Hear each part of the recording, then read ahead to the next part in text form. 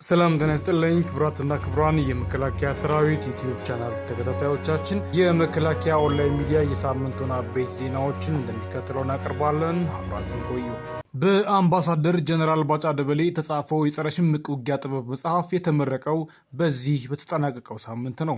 በኢትዮጵያ የጦር መኮንኖች ታሪክ ውስጥ ትልቅ ስምና ልምድ ያካበቱት አምባሳደር ጀነራል ባጫ ደበሌ በወታደራዊ ልምዳቸውና ጥልቅ ጥናት ላይ የተመሰረተው የጸረ ሽምቅ ውጊያ ጥበብ መጽሐፋቸውን አስመርቀዋል። የዕለቱ የክብር እንግዳ የጦር ኃይሎች ጠቅላይ ኤታማዦር ሹም ክቡር ፊልድ ማርሻል ብርሃኑ ጁላ ኢትዮጵያ የተሰነደ የጸረ ሽምቅ ውጊያ ማኗል የነበራት ቢሆንም የተሻሻለ እንዳልነበረ አውስተው የጸረ ሽምቅ ውጊያ ጥበብ መጽሐፍ ግን ዘመኑን የሚመጥንና ለጦር መሪዎች ማስተማሪያነት ከፍተኛ ጠቀሜታ አለው ብለዋል። ጀነራል ባጫ ደበሌ ይህንን ጠቃሚ መጽሐፍ በማበረከታቸው ክቡር ፊልድ ማርሻል ብርሃኑ ጁላ ምስጋናቸውን አቅርበዋል። ብዙ የእኛ ሀገር የጦር መሪዎች የሚጽፉት መጽሐፍ ታሪክ ላይ ያተኩራል፣ የጸረ ሽምቅ ውጊያ ጥበብ መጽሐፍ ግን ሳይንሳዊ ነው ያሉት ፊልድ ማርሻል ብርሃኑ ጁላ ይህንን በተግባር ያረጋገጡት ደግሞ ጀነራል ባጫ ደበሌ ናቸው ሲሉም ተናግረዋል። ትውልድን በስነ ምግባር ተቋምን በአስተራረብ በሚል መሪ ቃል 22ኛው ዓለም አቀፍ የጸረ ሙስና ቀን በመከላከያ ጠቅላይ መምሪያና ሰራዊቱ በሚገኝባቸው ቦታዎች ባሳለፍነው ሳምንት ተከብሯል።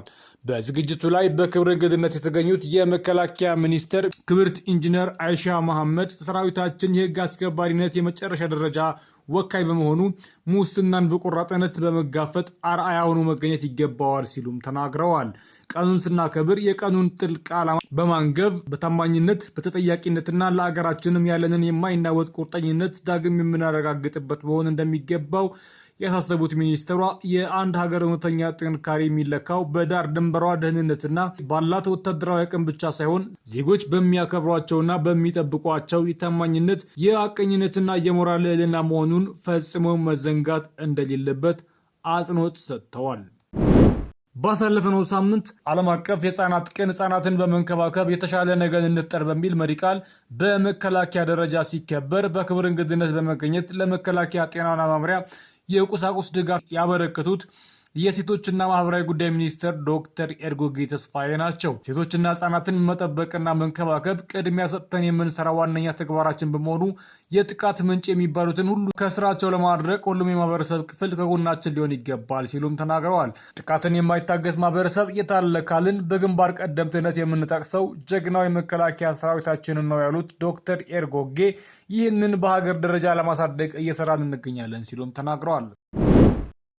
የኢትዮጵያን አየር ክልል በአስተማማኝ ሁኔታ የሚጠብቅና ዘመኑ የደረሰበትን የውጊያ ስልት የሚመጥን አየር ኃይል ተገንብቷል ሲሉ የአየር ኃይል ዋና አዛዥ ሌተናል ጀነራል ይልማ መርዳሳ የተናገሩትም በዚሁ ሳምንት ነበረ።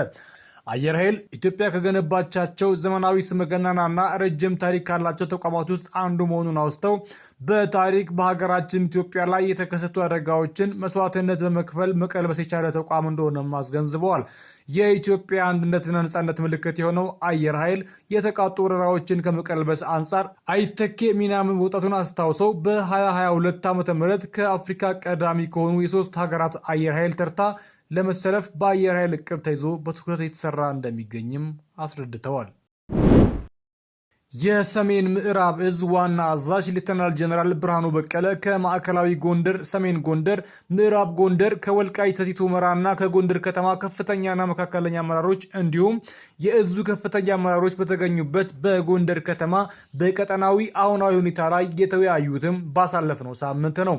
ከጸጥታ ኃይሎች ጋር በቅንጅት የተደረጉ ስምሪቶች ከማህበረሰቡ ጋር በተደረጉ ውይይቶችና ምክክሮች ከፍተኛ ለውጥ መምጣቱን ሌተናል ጀነራል ብርሃኑ በቀለ አንስተዋል። የጽንፈኛው ቡድን ታጣቂዎች በአሁኑ ወቅት በቡድንና በተናጠል እንዲሁም በትጥቅና ያለ ትጥቅ እጃቸውን ለመንግስት እየሰጡ ይገኛሉ ያሉት የሰሜን ምዕራብ እዝ አዛዥ ሌተናል ጀነራል ብርሃኑ በቀለ ህብረተሰቡም የጽንፈኛውን ተግባር ተገንዝቦ አካባቢውን በንቃት እየጠበቀ ይገኛል ሲሉም ተናግረዋል። የስድስተኛ እዝ ዋና አዛዥ ሜጀር ጀነራል ብርሃኑ ጥላሁን በአማራ ክልል ምስራቅ ጎጃም ዞን ሞጣ ከተማ ተገኝተው በአካባቢው የሰላም ሁኔታ ከልዩ ልዩ የህብረተሰብ ክፍሎች ጋር የመከሩትም በዚሁ ሳምንት ነበር።